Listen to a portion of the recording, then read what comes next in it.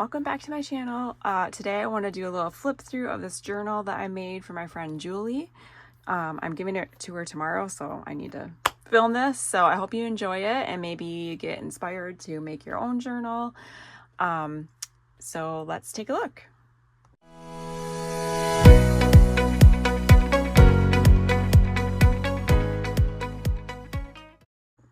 So my friend Julie saw the junk journal that I had made. There's a video on it, I don't know, a few videos back. I made at the beginning of the year for my personal use, and she asked if I would make her one, and of course I said yes. And she said she loves like ocean, nautical type themes, so that's what I went with.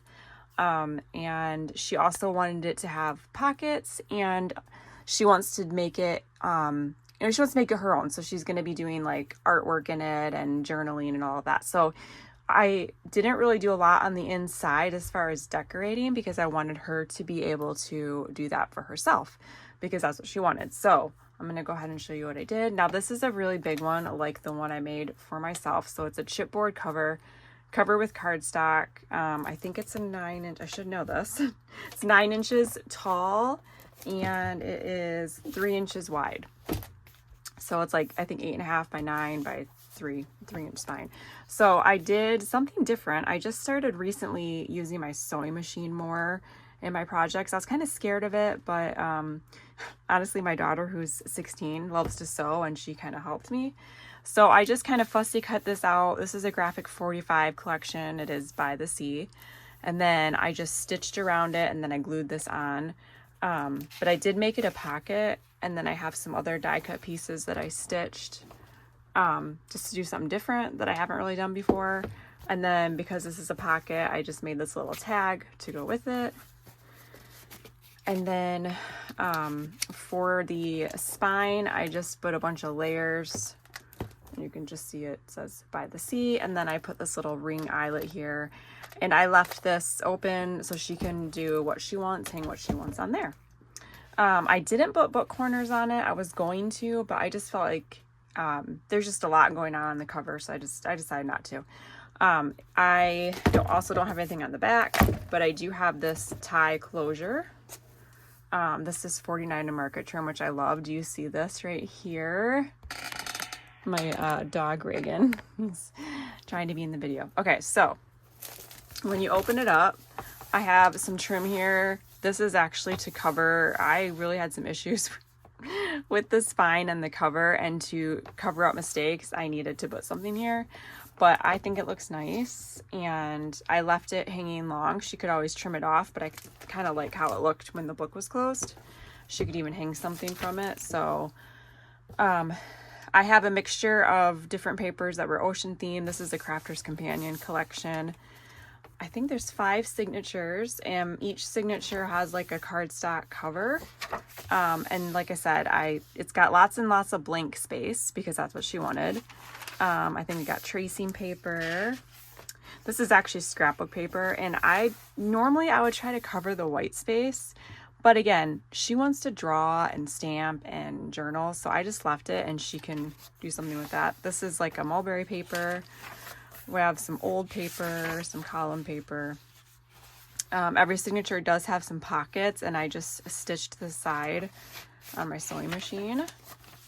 And like I said, just a variety of different papers. Here's another pocket, and then I just have this little envelope here with a bunch of die cuts that are ocean themed, and then there's some of them that go with the graphic 45 collection. So I thought, she could have those for decorating. This kind of paper is really fun to stamp on. Lots of different papers. There's the other pocket. Again, this is fun to stamp on. And then that's the first signature. And then here's the next signature. This is that Crafter's Companion ocean paper, and I just die cut it back to back and put this acetate in there. I thought that looked kind of cool. And then if she did something neat on there, I don't know. And then I had this really long, I think it was like 24-inch paper. So I thought that made a cool little fold, and she can put photos in there or just some simple stuff in this journal. This is vellum. I just stitched it to the top. I did a little border punch, and then she could lift it up and draw behind their journal. And we got some different blue paper. Here's another pocket, and I put different, like, these are Anna Griffin die cuts that I had, or I think they're stickers actually. Just so, you know, she can add those wherever she might want to. This is like a mixed, multimedia, mixed media. We know what I'm talking about. Paper, so it's really heavy, so she could like even paint on that if she wanted. Here's another little simple fold out. And then we are on this. Now this is a graphic 45 paper I had.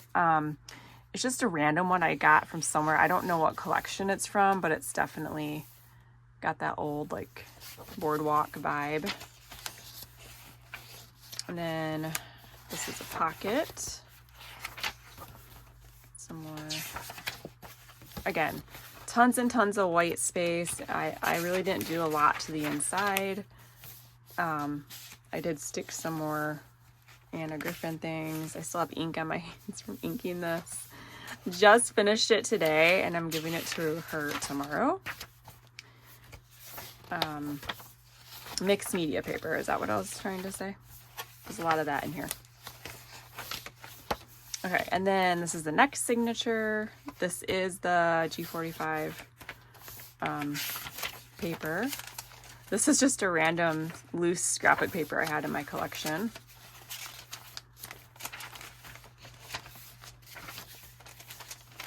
I love this paper. I think is it tracing paper? Here's some watercolor paper.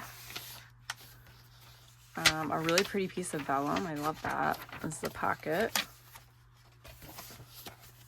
More pockets, and then some of the cut aparts. I didn't trim this in case she wanted to add something to it, and this signature before.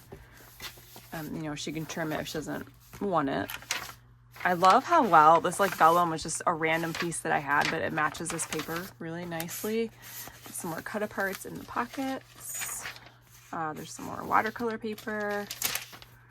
This paper I got on Amazon, and I meant to show it in that last haul I did. And after I filmed it, I realized the package was, you know, sitting off to the side. But I like it because it gives the look of like the tea dye paper, but it's still smooth. Because sometimes you don't necessarily want the crinkly. Like this is, and I do like having some of that in there too. And then Astrobyte copy paper is great for junk journals because it's obviously going to be easy to write on, comes in lots of colors so you can kind of coordinate. And that's something I find a lot at Goodwill, packages of that. And then I think this is the last signature. I did put these little die cut like pockets that come with the graphic 45 collection. They all have little things that can pull out. I thought that was really cute. There's a little one in there. Can't really get it out, but it's there. And that. And then more different papers, watercolor paper, coffee dyed. I love this newsprint. Some more of the cut aparts from the collection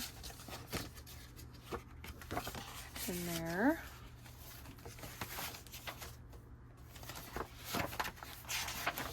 That's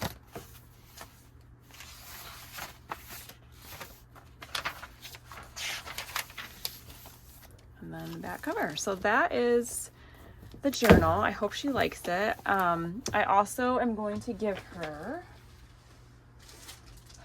since she is a crafter and like I said, she wants to work on this, I'm actually going to give her the scraps.